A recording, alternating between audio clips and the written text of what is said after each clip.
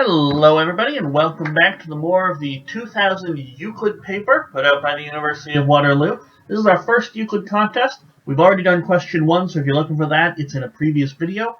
And as usual, if you're looking for a copy of the contest, click the link in the description. It'll take you to the CEMC website where you can get a copy of this contest, its solutions, future contests, past contests, all sorts of wonderful things. We're up to question number 2, so let's take a look at that together. So question 2a, it's a nice little light bulb question, which means we only need the final answer. 6 identical pieces are cut from a board as shown in the diagram. The angle of each cut is x degrees. The pieces are assembled to form a hexagonal picture frame as shown. What is the value of x? Okay.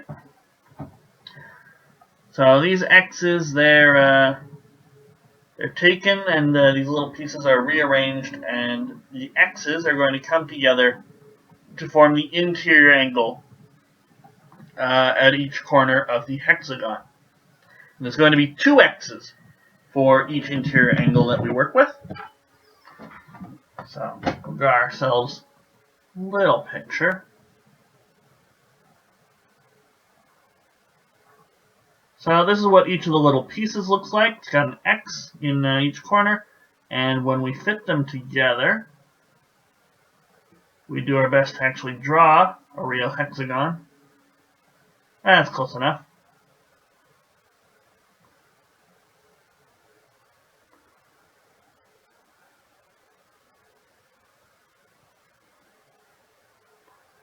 Okay. So each of these little X pieces comes together. And we can see we have 2 x's in each interior angle of a hexagon.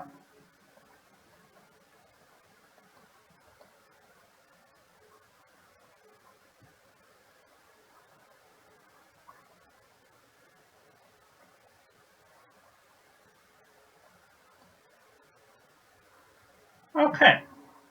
So to find x, we just need to know what the interior angle of the hexagon is. Okay. Now, most of you should know that the interior angle of a hexagon, a regular hexagon, is 120 degrees. Okay? But if you didn't know anything like that, that's okay. What you can do is remember a formula for it, and it'll not only give you the interior angle of a regular hexagon, it'll also give you the interior angle of any regular shape you put in. Okay?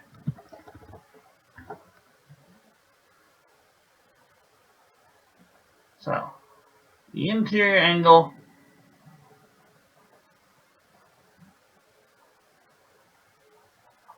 of a regular n-gon, and here n can be any number. It could be 3, 4, 5. We could be talking about triangles. Regular quadrilaterals will be squares. Regular pentagons, regular hexagons. And it's given by this formula. So first we figure out the sum of the interior angles. And that's given by this formula right here. 180 degrees times n minus 2. That will give you the sum of every single interior angle of an n-gon, regardless of whether or not it's regular. Okay. So to get each individual interior angle, well, since it's a regular n-gon, all n of the angles are going to be the same, so we divide by n. Okay. So another way to see this, just bringing this n through here, 180 degrees times 1 over n minus 2. Or sorry, over 2 minus 2 over n. 180 degrees times 1 minus 2 over n. Okay? So that's the interior angle of each, the individual interior angles here. So, a hexagon is really a 6-gon. So that means 2x, well, we plug in n equals 6 into this formula. We're going to get an interior angle of 180 degrees times 1 minus 2 over 6. So that's 180 degrees times 2/3, which is 120 degrees. Now, we wanted x. So, x degrees should be 120 degrees divided by 2, 60 degrees. Now, you didn't have to write all this out. As I often point out, it is a light bulb question, so we just needed the final answer, which was 60 degrees. But it's important to show your work, and here we have indeed shown our work. We've shown how the x's fit into this equation. We mentioned that 2x gives the interior angle of a regular hexagon, and we wrote out what that interior angle is, and we solved for x. Okay, so that's A part for this question.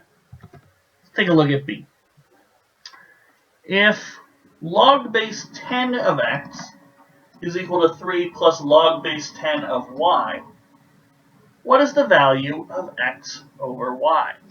Okay, so this is an interesting little question. Logarithms have this very nice property where when you add two logarithms of the same base, what you can really do is get a single logarithm where the inside numbers, the numbers that you're taking the log of, have multiplied. So logarithms have some very nice rules. Two of them are this. Okay. Log of b base a plus log a base c is log of a base bc. We multiply them together. And an extension of this rule, if you subtract two of them, you can do b divided by c. Now, why does this come to mind? Why should this spring to our minds? Well, we're talking about logarithms, and in the end, they want a value of x divided by y. Okay? Well, if we were to use a equals 10, b is x, and c is y, we would have log base 10 of x over y, and we want x over y. So maybe there's some logarithmic manipulations to be had here. Another thing to remember,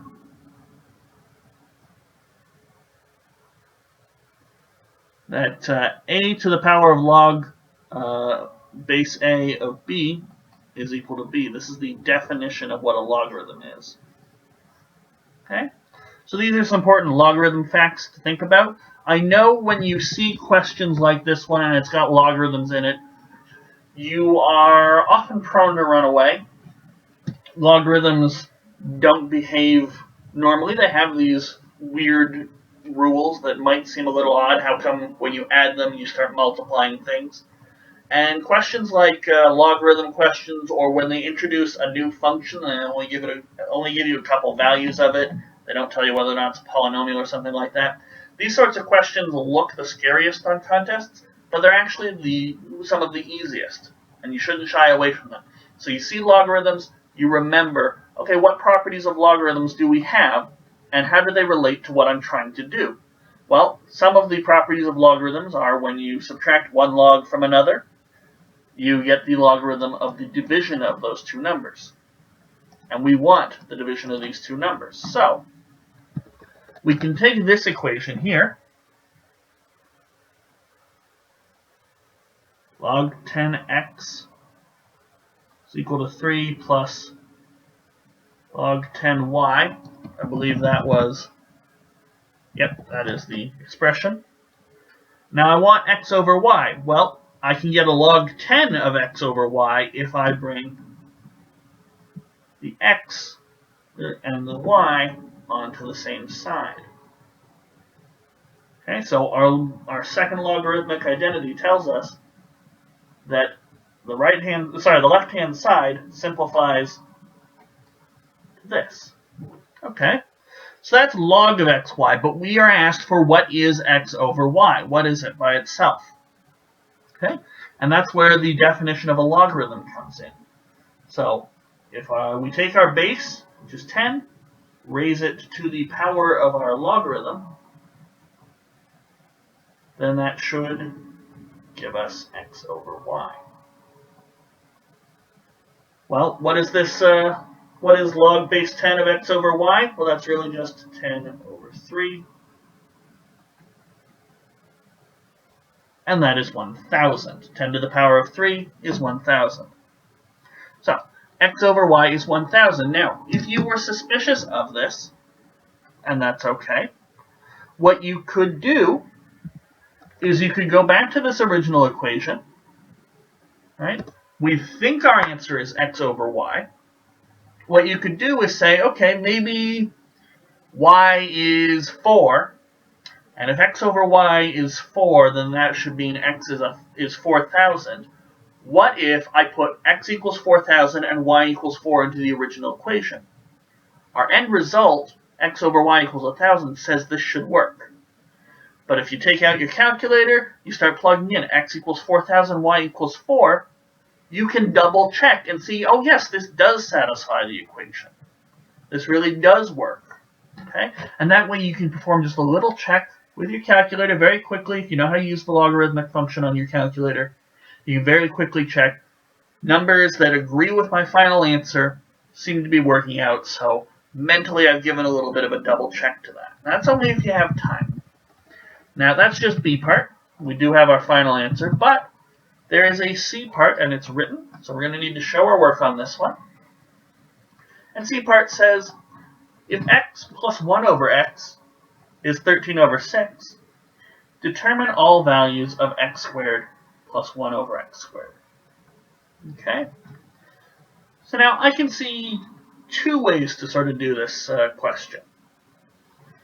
One of which, we take this first equation, we multiply through by x, we rearrange it a little bit, we get ourselves a quadratic formula.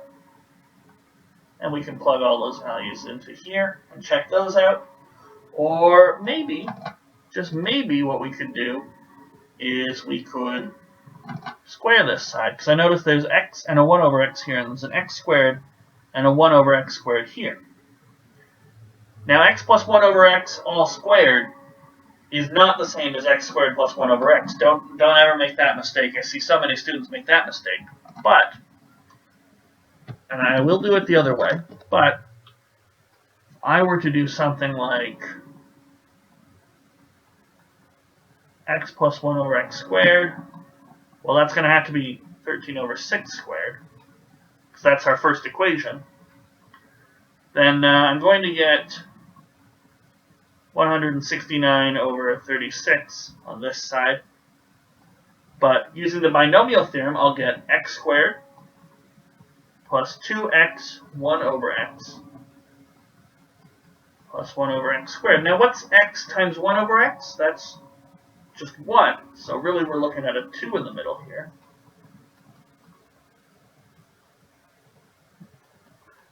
So if we move this 2 over to the other side,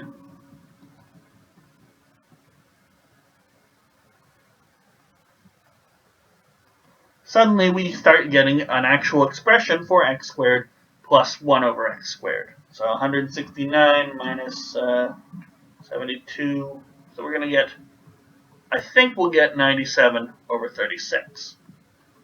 So that's what I think our answer is if we do it this way. Now, suppose instead we didn't know that, we weren't being all that clever, we didn't think, oh yeah, you can just square both sides and obviously it'll work out.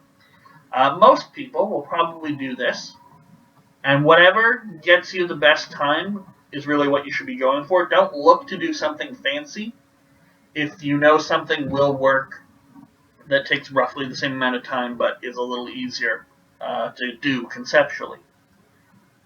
So we start off with this equation. If we multiply through by x on both sides, we'll get x squared plus 1. It's 13 over 6x. And we'll get x squared minus 13 over 6x plus 1 equals 0. And now we have a quadratic formula. So just to be clear, this is one way to do it and write it out.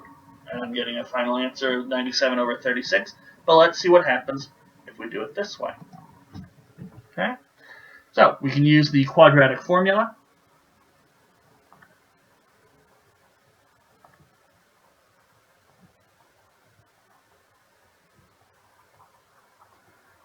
And that's negative, so just for those of you who need a refresher, for ax squared plus bx plus c equals 0, we have roots of negative b plus or minus the square root of b squared minus 4ac all over 2a. So for our particular numbers, a is going to be equal to 1, b is going to be equal to negative 13 over 6, and c is equal to 1. So in that instance, we're going to have negative b is 13 over 6, plus or minus the square root of 169 over 36 minus 4ac, so that's minus 4. And this is all over 2a, so all over 2. Okay, so we got 13 over 12 plus or minus, and 36 times 4, we're going to get 169 over 36 minus 144 over 36, all over 2. We're going to get 13 over 12 plus or minus square root of 25 over 36. Simple subtraction of fractions, all over 2.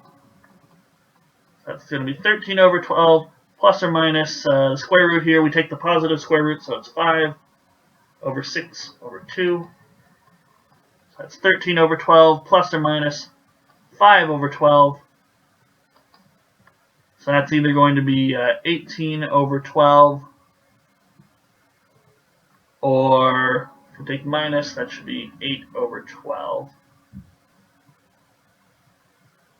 And these can be simplified a little bit. This is 3 over 2 or 2 over 3. So we have two different cases for x. And let's see what possible expressions we get for x squared. Or not expressions, but values. X squared plus 1 over x squared is either equal to, well, we could use 3 over 2 squared plus 1 over 3 over 2 squared. And that's going to be 9 over 4 plus 1 over 9 over 4. And when we work that out, 9 over 4 plus 4 over 9. That'll be 81 plus 16 over 36. And that is equal to 97 over 36. Which is exactly the value we got out with the short method. Okay, but this one is a little more natural, it's a little more exact. We found a quadratic equation, so we applied the quadratic formula, and now we're doing cases. We've done 3 over 2. Now what happens if x is 2 over 3? Did we miss a case with our first calculation, our short method? Did we miss out on something? Think about it for a moment. If instead we use 2/3, so x squared plus 1 over x, that's 2/3 squared plus 1 over 2/3, we're going to get 4 over 9 plus 1 over 4 over 9, but that's going to be 4/9 plus 9/4 again, and we just showed that that is 97 over 36. So no matter how we do it,